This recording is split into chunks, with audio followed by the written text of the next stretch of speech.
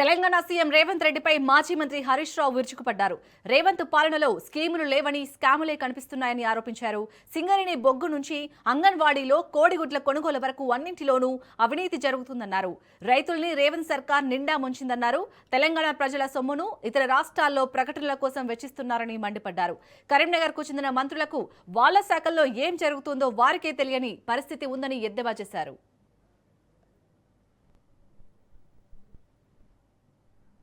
Paper యాడ్లకు ఉంటాయి, పక్క రాష్ట్రాల్లో ఎన్నికలకు డబ్బు మూటాలు పంచడానికి ఉంటాయి, రాహుల్ గాంధీకి నెల నెల పన్నులు కట్టడానికి డబ్బులుంటాయి, నీ ఫుట్బాల్ షోకులకు డబ్బులుంటాయి, అందాల పోటీలకు డబ్బులుంటాయి, క్యాంప్ ఆఫీసులు కట్టుకోవడానికి డబ్బులుంటాయి, 1,00,000 కోట్లతో ఫ్యూచర్ సిటీ కట్టడానికి డబ్బులుంటాయి, 1,50,000 కోట్లతో మూసి సుందరీకరణ చేయడానికి డబ్బులుంటాయి. మా పేద కూలీలకు సంవత్సరానికి 12,000 ఇవ్వడానికి డబ్బులుండయా? రైతు బంధు వేయడానికి డబ్బులుండయా?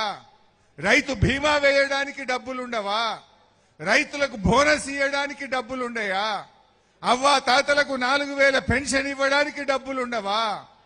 నెల నెల 100 రోజుల్లో ఇస్తానన్న మహాలక్ష్మి కింద అక్కా చెల్లెలకు 2,500 ఇవ్వడానికి డబ్బులుండవా?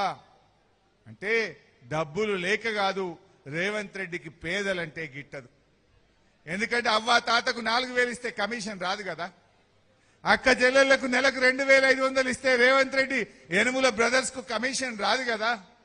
అందుకే ఎక్కడ కమిషన్ వస్తే అక్కడనే పైసలు ఖర్చు పెడుతున్నాడు రేవంత్ రెడ్డి. దేవుని మీద ఒట్టు పెట్టి 15 ఆగస్టు కల్లా రుణమాఫీ చేస్తా అని దేవుణ్ణే మోసం చేసిండు రేవంత్ రెడ్డి.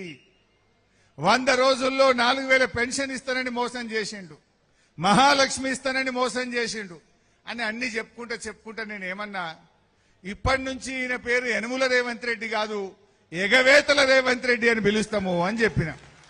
యాదుకుందా మీకు? గా మాట అన్నందుకు మానకొండూరు పోలీస్ స్టేషన్లో నా మీద కేసు పెట్టారు. ఇంకా కేసు ఉన్నది ఇప్పుడు కూడా.